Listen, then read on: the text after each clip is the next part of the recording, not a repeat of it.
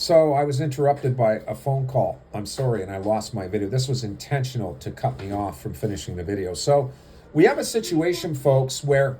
Was it 343? No. We have a situation, folks, where, and I'll explain from the end of my last video that I just did, which I'll post as well. We have a situation where we have conservative opposition Melissa Landsman, a treasonous Jewish woman, who refused to accept my evidence, okay, proving the police were running Nazi policies against Canadians across the country, and these police were bald-headed skinheads, okay, Nazis. Heinrich Himmler, by the way, shaved his head. Did you know that? From below his ears up to above his ears, and the top of his head, he had hair, okay? Numerous SS shaved their heads completely, bald. Mussolini was a Nazi skinhead bald, okay? This is one of their trademarks, that's why they call them Nazi skinheads, because they shave their heads bald, all right? That's a key physical sign of what they really are. So in ending the video, I'll finish up by saying, here is the treasonous Jewish female related to me, because I'm Jewish, okay?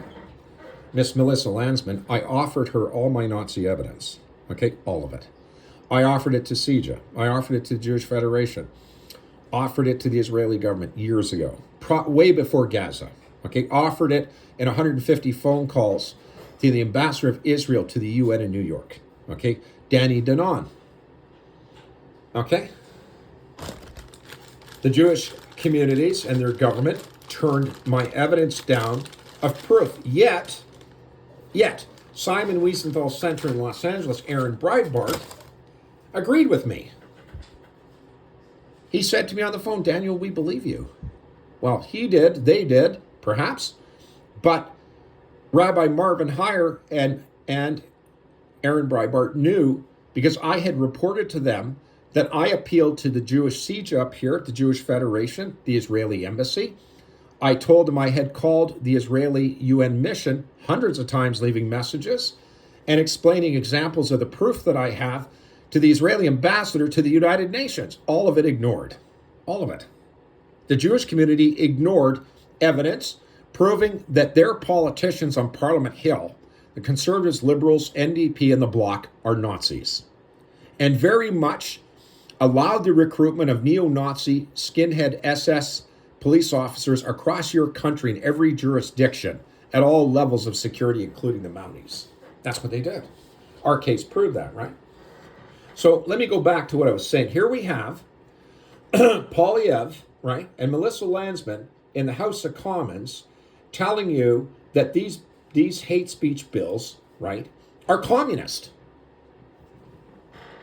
Well, but wait a minute now. Mr. Poilievre went into the House of Commons, I'll repeat this, requesting Trudeau and his government have the RCMP investigate illegal communist Chinese-backed illegal police stations in Toronto and Quebec. Do anyone who listened to my video, do you recall that? And the RCMP were more than willing, okay? They just needed the approval of the Prime Minister, who was Trudeau at that time, right? Is that not true? Of course it is. And this clearly indicates that your RCMP, Royal Canadian Mounted Police, and security are against communism, right? So that being said, which ideology do these hate speech bills represent? Landsman is saying they're communist. Well, if they're communist, then why aren't the RCMP telling Miss Landsman and Pierre Poilievre that they're against it? Because they don't like communism. Do you understand? So what they're saying is contradictory to what the RCMP said to Poilievre when he went in the House of Commons, Mr. Pipsqueak Blabbermouth, okay, telling the Trudeau government, the other Pipsqueak Blabbermouth, that he wants an investigation by the Mounties pertaining to Chinese illegal police stations backed up by Beijing in Toronto and Quebec. And again, the RCMP were more than willing. And now Mr. Polyev and his sidekick, Melissa Landsman, are stating that these hate speech bills are communist. Oh, really? Well, if the hate speech bills are communist, Polyev and Landsman pipsqueaks, liars, then why aren't your RCMP willing to investigate the liberals for trying to pass these illegal hate speech bills based on communist laws in the House of Commons? Well, there you go, Canadians. Now you understand.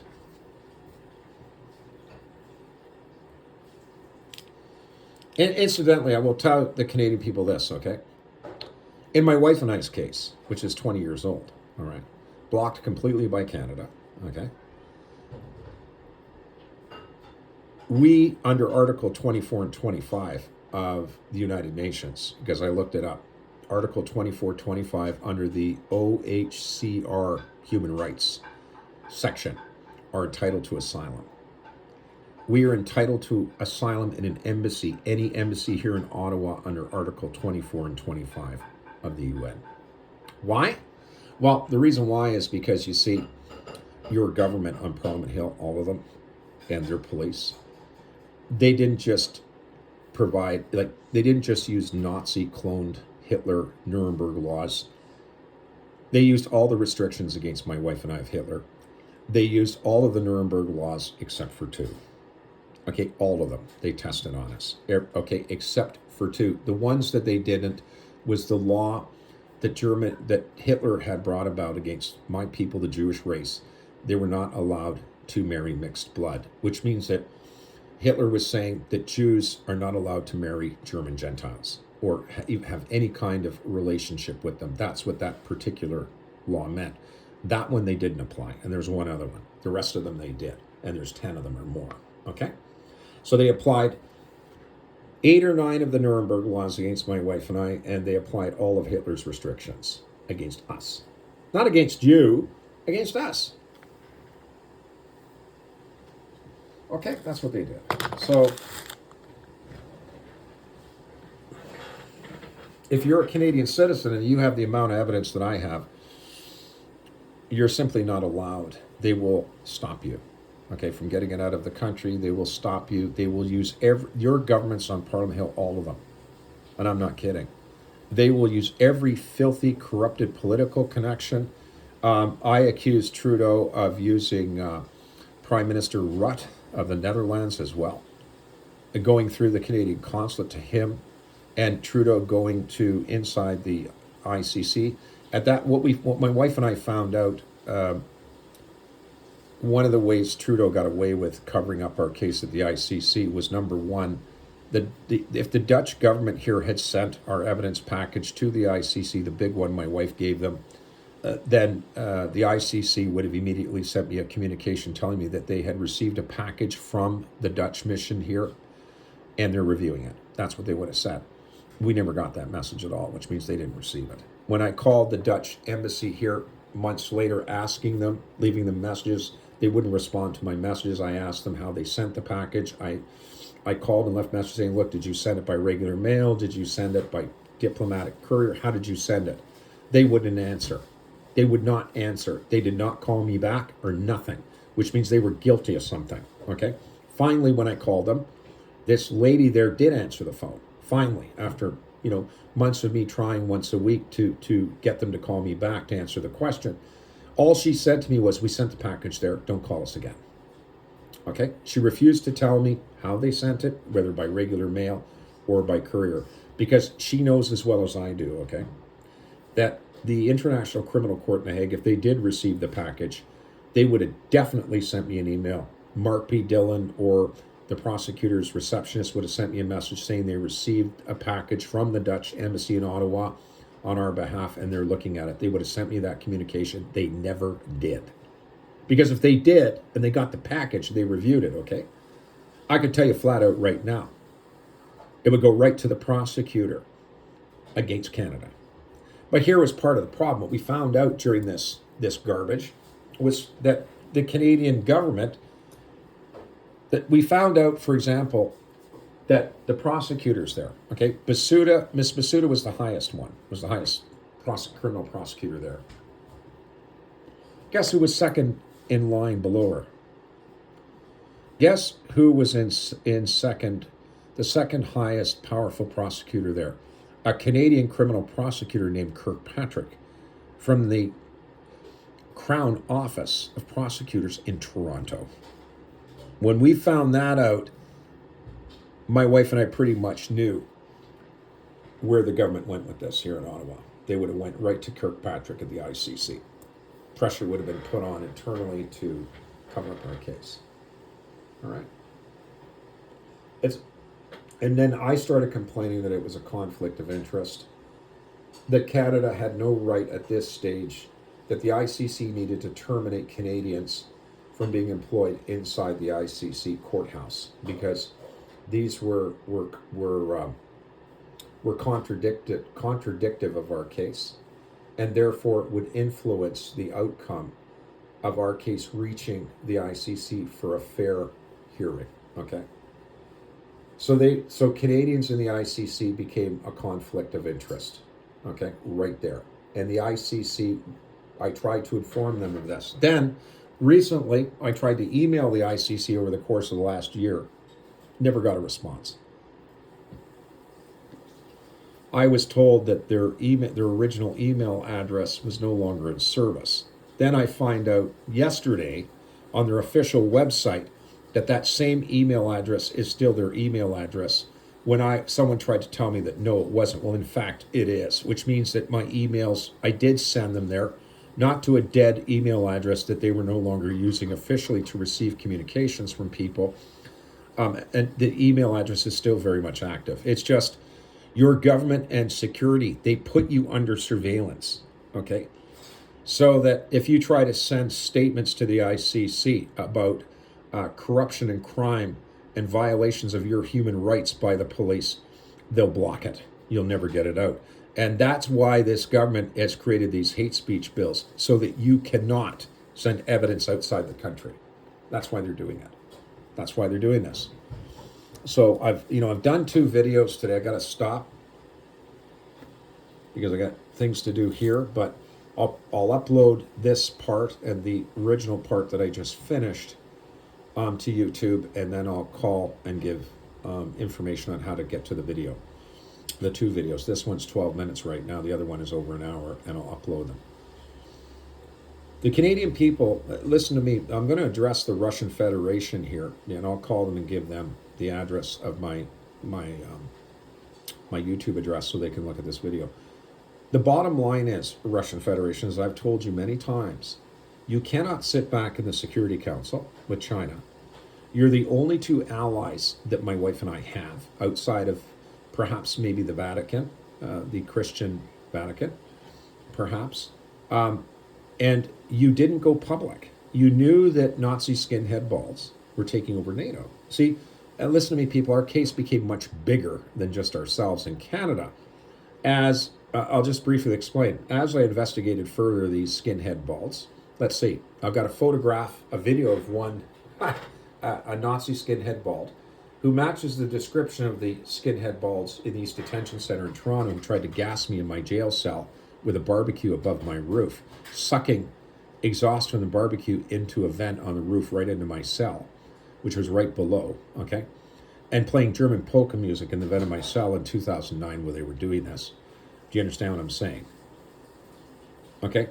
I have, my wife and I, after I got out of jail back in 2009 in Toronto, they knew, the balds knew I was going to go around and tell the world that they tried to gas me, and it was skinhead balds as guards in this particular jail, okay?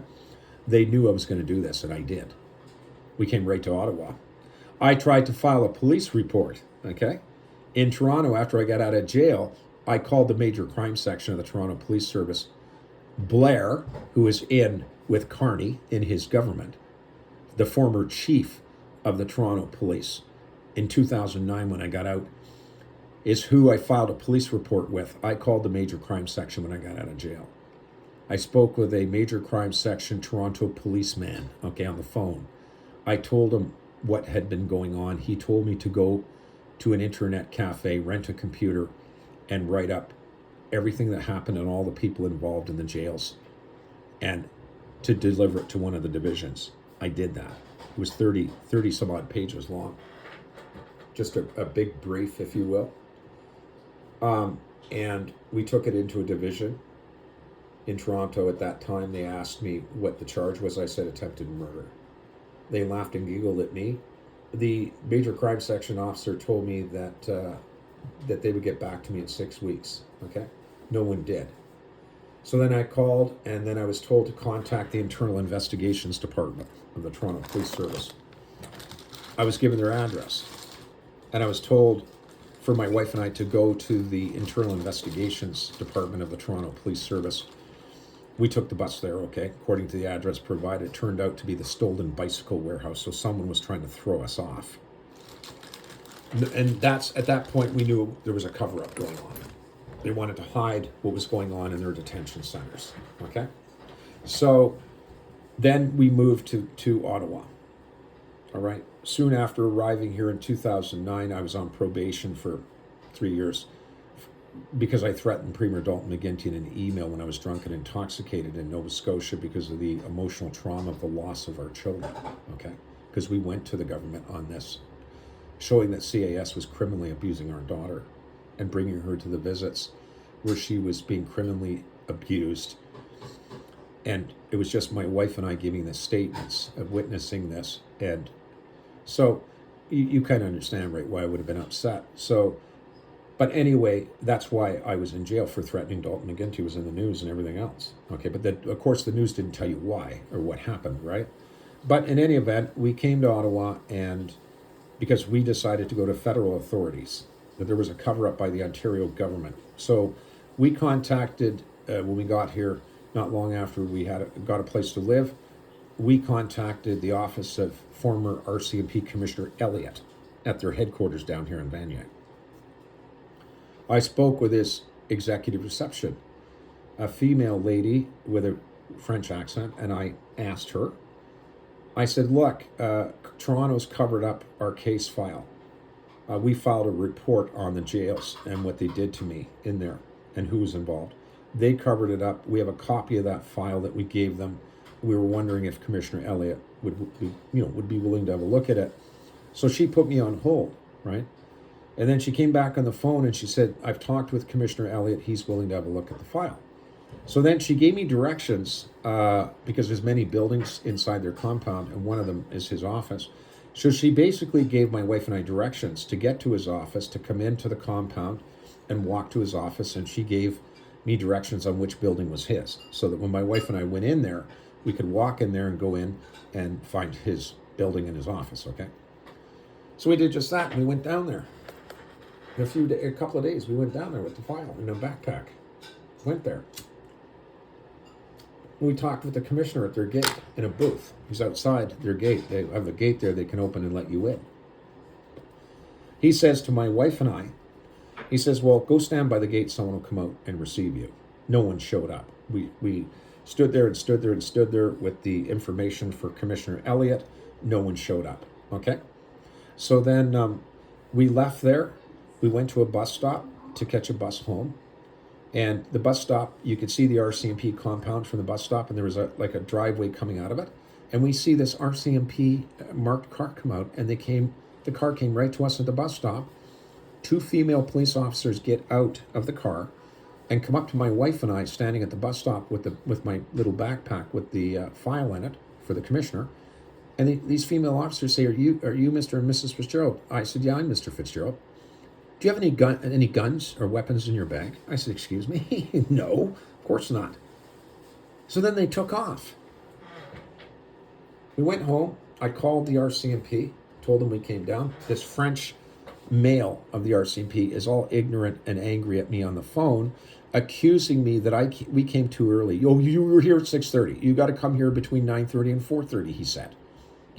I said, sure, okay, we'll come between 9:30 and 4:30. Then he said to me, give your file to the commissioner in the booth. And I said, oh, okay. So we went down there again by bus. I had the file in the backpack. We go down there, we walk up to the commissioner in the booth. And we said, hello, Mr. Commissioner. We were instructed by the Mounties to give you this file. They told us to give it to you, and I guess you would forward it. You know what he said to my wife and I? He said, I can't do that. It's against my union contract. And he said, go stand by the gate. We stood by the gate. No one came out again. So we realized that the Mounties were not listening to Commissioner Elliott's order that we're allowed to actually walk in there on our own and go to his office. Okay? So we went home and we had to figure out what to do. So my wife and I remembered we showed up at the MacArthur division from Toronto back in 2007 on MacArthur and Vanier Parkway. They have another office there. It's the East Division, which is apparently is the security for the Prime Minister. They run his security program from there. We were there in 2007. We ran from Toronto because we went to the Mounties to report that CAS women dressed in black from head to toe were covering up the physical harm of our newborn that we found at the visits. Okay? We came in 2007 to tell the RCMP about it, and they didn't care. We left with nothing, and they got away with abusing our child at CAS. All right, so that's why we remembered the East Division. So my wife and I decided to go there because they don't have a gate or anything, or a commissioner. You can just walk right in through the doors there. And so we decided to go there and give it to them, to forward to Commissioner Elliott. So we went there by bus. We go in. We walk up to the commissioner's desk, and I said to them, this package is for Commissioner Elliott. He's expecting it. Can you please get it there to him? And they said, sure, and we left. 2 days later, we got a knock at our door. We were living on Gilmore and Kent, okay, at that time in Ottawa. And we get this bang on our door, and we're on the main floor, right? And we rented a room in this house, and the main door is right next to our door on the main floor of the house. So I go out and open the door. It's two uniformed Mounties, males, with a look of hatred in their faces. And they spoke to me with complete hatred and told me that yes, it was an order from them that my wife and I are not allowed on any of their 4 properties. In other words, not allowed on any of their 4 properties to hand over the criminal report the police in Toronto covered up. Okay, that's what they were saying.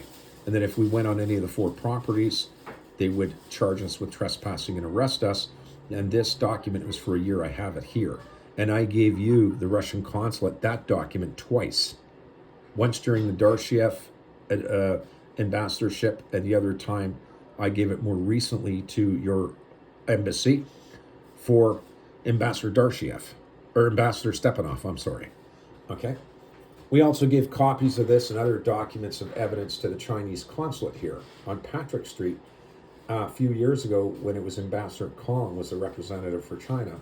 They wanted me to bring down our evidence. I brought them down a small package of evidence with the most serious evidence against Canada's government and police and courts.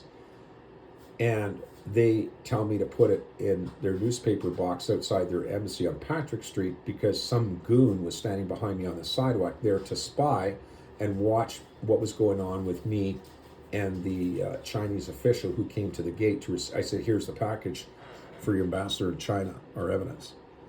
He got scared, looked over my shoulder, saw the goon standing on the sidewalk watching us, and got scared to take it. So he told me to put it in their newspaper box, and he would come out and collect it later after the gangster goon left. Okay? That was the plan. So I started calling the Chinese embassy to ask them if they received it, if they got it from their newspaper box. Then I called her one day, and this man answers the phone. He says, is this Daniel? I said, yes, it is. He said, don't call here again, this number. And hung up. I couldn't understand this. So then months later, spring came, because that was in the winter, spring came, and I drove down there on my scooter to the Chinese embassy, and I buzzed them. And I said, this is Daniel Fitzgerald, I'm just calling, to ask you, what did you do with my package that I gave you, the evidence? Did you take it? Did you get it? Did you get rid of it? If you have it, do you want to give it back to me? Like I asked them very politely, And this gentleman at the other end says, get off our property, I'll call the police. Well, that shocked me so badly. So I couldn't believe they were saying that to me. There was just no call for it. And so as a result of that, I almost drove into a telephone pole, and I ran up to the Russian embassy on my scooter and told them what had just happened. And the security official on the buzzer at the Russian embassy said to me, Really? And I said, yeah, really. Do you understand? This is what has been going on. Okay.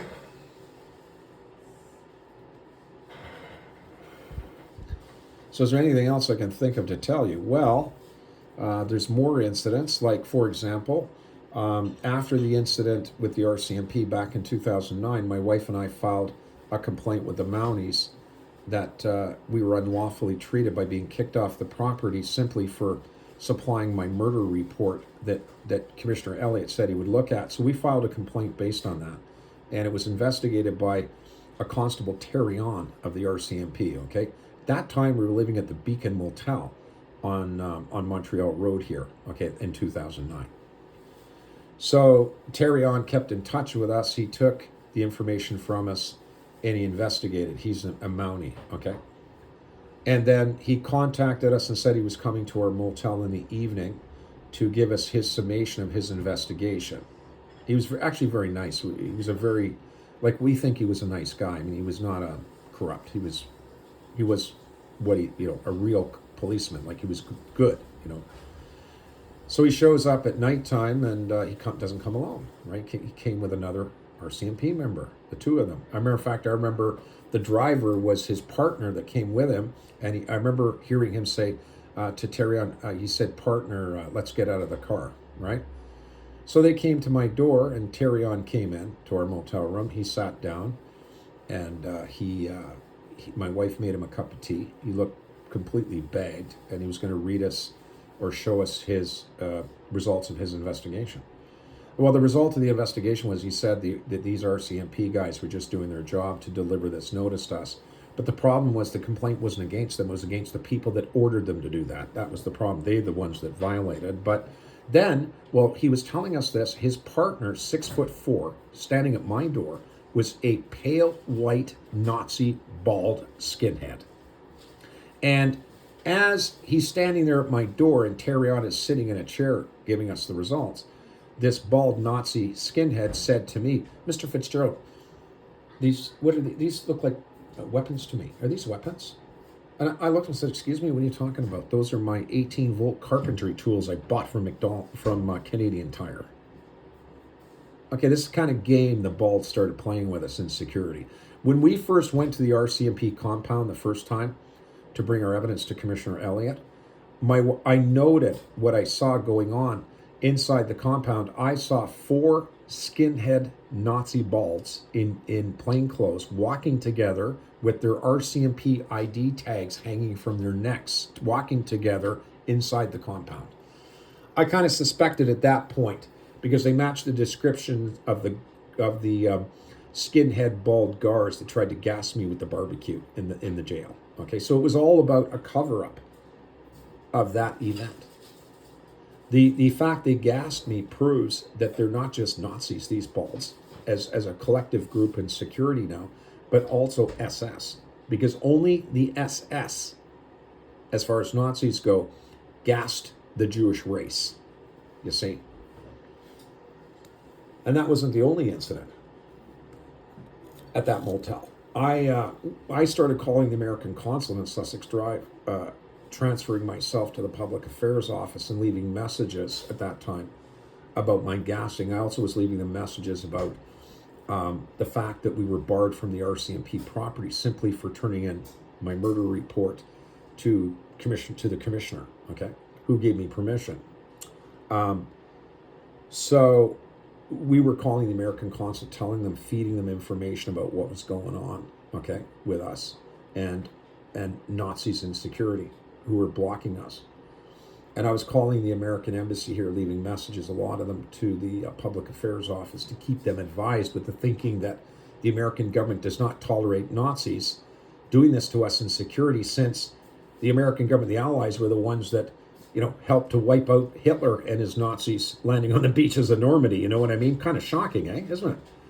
So one day, and I'm calling them from the motel room phone that we were living in at the time at this Beacon Hill motel. So one day, I get this knock on my door at the motel, a very hard bang, and open the door, and there's this Ottawa bald, a Nazi, standing there And he starts screaming at me, saying, "Get your hands out of your pocket, Fitzgerald." I said, "Constable, what can I do for you?" He said, "You've been calling the American consulate." I says, "Yes, I have." "Well, if you call them again, I'll come here and arrest you for harassment." And my wife and I hit the floor on that one. And then he left. So then we became very scared because I had been calling the American consulate here, leaving messages of the actions against us that were illegal simply for me trying to hand in my attempted murder report by these Nazi skinhead guards. Okay. So then my wife and I didn't know what to do. We thought that's terrible that the American embassy would do that to us. They were just trying to tell them what's going on, right? Keep them advised. So I got up with some courage, although frightened. I didn't call from the motel room phone because it became obvious that they had that phone under surveillance. Okay, the police. This in 2009, by the way. Not you know what I'm saying? They've been doing this all along to us illegally. So then what happened was there was a Kentucky Fried Chicken place across the street from the motel. It's not there anymore. That was back in 2009. It's gone. But the Kentucky Fried Chicken place had a payphone. Okay, so my wife went out and bought a calling card, and I called the White House comment line under. It was Barack Obama who was president. I told them what had happened with the embassy and this policeman threatening to arrest me for calling the embassy. So they said to me, "You have to talk to our embassy." The American White House comment line officer, "No, you have to call our embassy and tell them about this." And I said, "I'm scared. I don't want to. They threatened to arrest me, accuse me of harassing your government at the embassy from phone calls."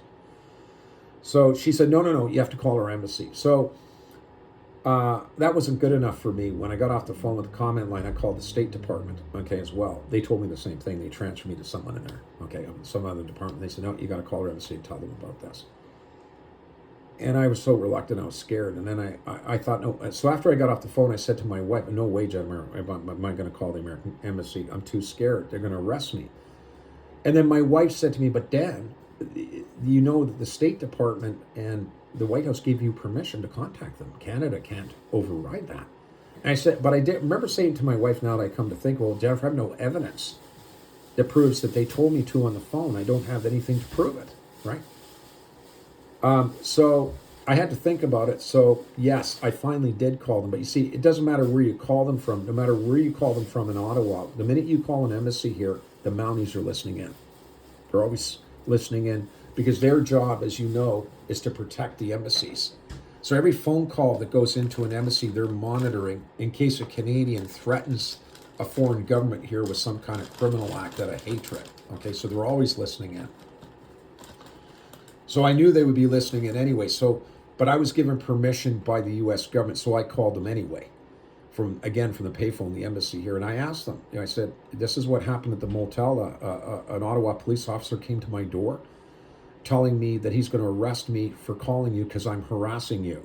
And I said, "Did the American embassy file a complaint against me with the police that I was harassing you with depositions of the crimes committed against my wife and I by the police and violations of our rights?" So he put me on hold. He came back on the phone. He said, "No, it wasn't us. We didn't do it. We never called the police on you, Mr. Fitzgerald. That's what they told me.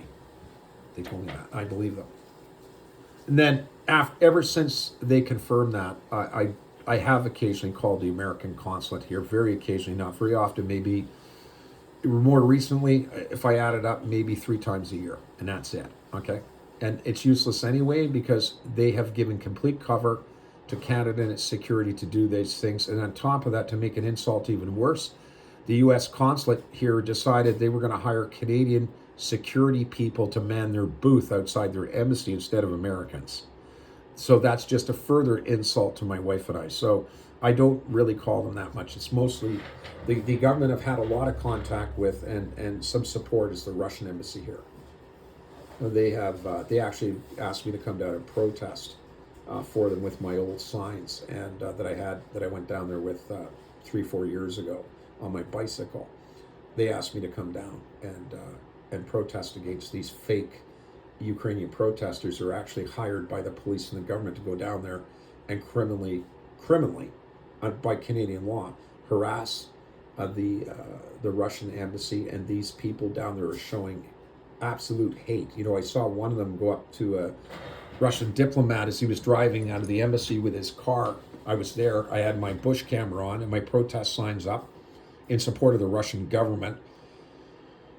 And this woman amongst the protesters, about 60 years old, wearing military fatigues, this woman had this, first she had this this sign. It was yellow with a hand, a big hand on it with the middle finger, you know, F-U, you know, as a picture on her sign. She was pointing it at me and giving me the finger with this fist on this sign and giving it to the Russians as they came out of their embassy for lunch. Anyway, when I went down there again, she had one of those pool foam noodle things for pools, a noodle, a round foamy thing. She squeezed the end of it into a gun barrel, looked like a gun barrel. She went up to a Russian diplomat coming out of the embassy in his car. He's just going, look, they just hear her doing their jobs, you know.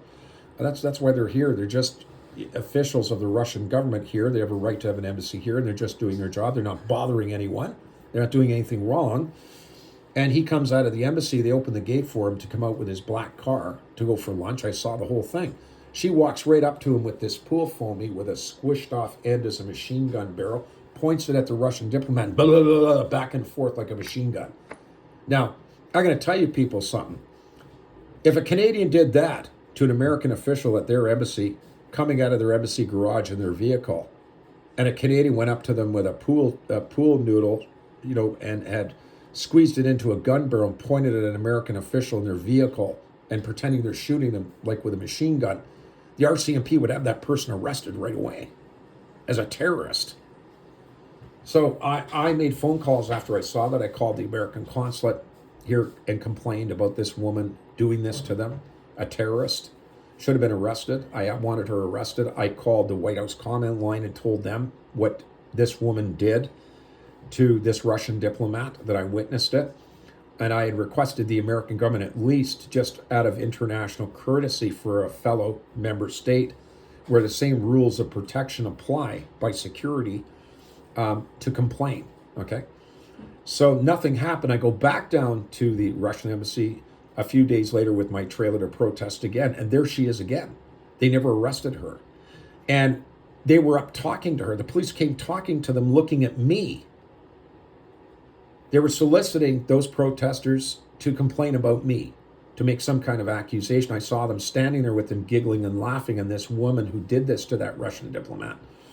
And an hour later, a bunch of police show up at me, coming up to me, threatening to arrest me because I had signs from the previous years that I brought with my bicycle accusing the RCMP and police of being Nazis. I put it on my signs. The RCMP and the police are Nazi SS. And I put little swastikas at the top of the edges of my sign, accusing them of Nazi policies against me and my wife. And I had all the evidence, you see. Do you understand? So they came down and they told me that my swastikas were hate speech. And if I didn't remove the signs with swastikas on, they'd arrest me and charge me with hate speech. Hate speech. So now it's listen, ladies and gentlemen, it is hate speech for you to carry a sign with swastikas on it accusing Canada's police of Nazism. Now that apparently is a hate crime. The accusation of Nazism now in Carney's hate speech bills means that the way that hate speech is supposed to work, okay? If I had went down to the Russian embassy, or I went down to the Israeli embassy on what is it, on Carroll Street here in Ottawa, okay? And I had my Nazi swastika sign, and I was saying, I hate the Israeli government. I'm a Nazi. Here's my swastikas. I want to see them all gassed. Let's say I did that, okay? That is the hate speech. That's the way the hate speech laws are supposed to be applied. So if I go to a Jew or a synagogue with signs in support of Nazism against the Jewish race, that is hate speech right there. And I could be arrested for that, right? But you see, it's not a crime or hate speech to use swastikas and a message on your protest sign where you are accusing security of being Nazis. That's different. That's not hate speech. That is in the form of an accusation against the police, right? But if you take a swastika sign, right, and you go down to a Jewish synagogue, for example, and you're walking back and forth with that Nazi swastika in support of the Nazi Holocaust gassing of the Jewish people, which, by the way, I'm blood related to because I'm partially Jewish, that's a crime. That's a hate crime. So, but here's what's happened in my case. The police twisted that, okay, into I am hating them because I have evidence that they applied Hitler's policies against my wife and I am showing this on my signs, 3 of them.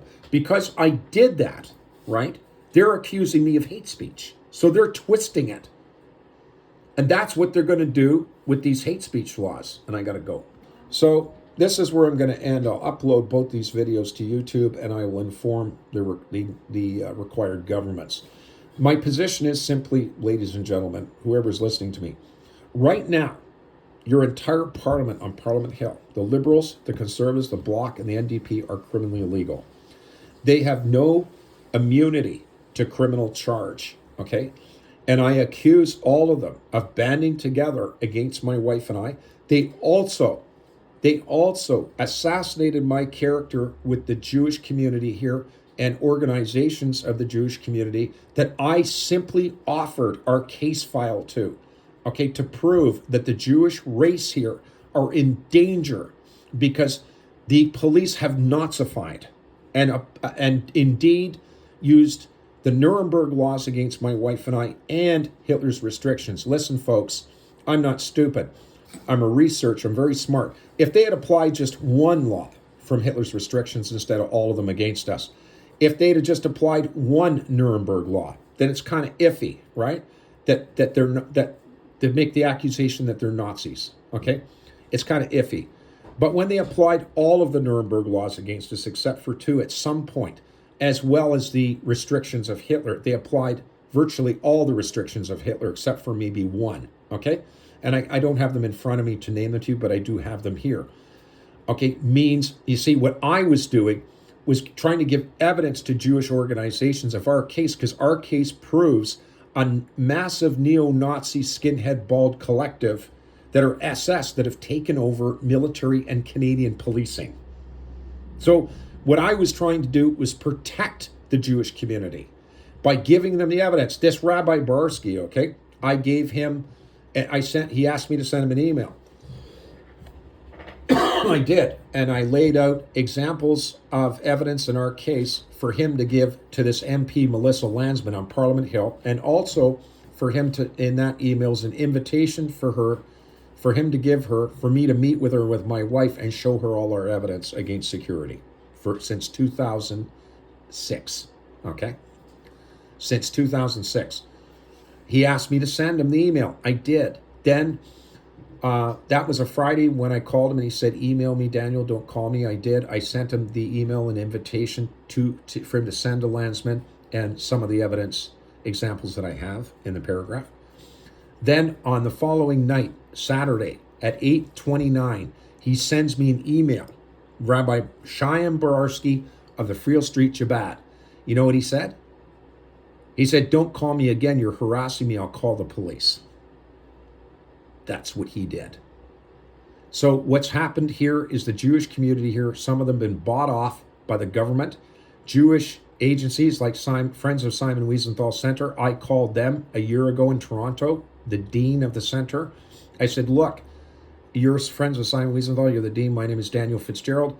My wife and I, the government and police have applied Hitler's Nuremberg laws against us for almost 20 years, along with the restrictions. We would like to meet with you in your center and show you the evidence. Okay, that's what I said to him. I left him 5 messages in total that day.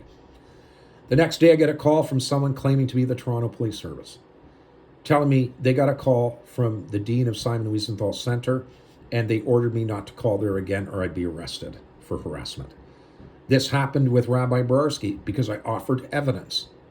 This happened with Melissa Landsman, a Jewish MP in the House of Commons, with Polyev, second in charge, threatening me with the police. Again, I got a call after I called her urgently about this evidence of Nazism and security, I called her and called her and called her because it was urgent. Okay? Nazism is no joke for the Jewish people. But to them, to the ones here, it is. The only way they would decline my evidence is if they cut a deal with the government of Canada and the police so that they would not be affected by Nazi policies, that only the Christians and Canadian Gentiles would be affected by Nazi policies by the police. That's what I'm assuming. So the Jewish community threatened me all along, telling me not to come. I offered my evidence to Reuben Balka, the former head of the Virginia Road Synagogue here, telling him of our evidence, how they tried to gas me with a barbecue. Okay, called him years ago before he died of cancer in New York City, all right? And then I call his synagogue there, and I said I'd like to come down and meet with the elders and bring my wife and I's evidence proving the police have Nazified and their SS. Our evidence proves this. And then this woman tells me on the phone there, don't you dare come down here. Don't come down here. The same thing with the Jewish Federation. Do you know the Israeli consulate told me to call the Jewish Federation and leave all my messages with them? Okay? I started calling the Jewish Federation, leaving them 150 messages for the ambassador of Israel. And I even told them in the recording, they told me to call you and leave messages with you for the Israeli embassy. I did. Then I got cut off from them. So someone please explain to me how it is the Jewish community here in its entirety threatens to have me arrested for harassing them when I've been desperately trying to give them my 300 or 400 page evidence of the entire Parliament of Canada and all of their security applying Hitler's Nuremberg laws. They tried to gas me as well, and the restrictions.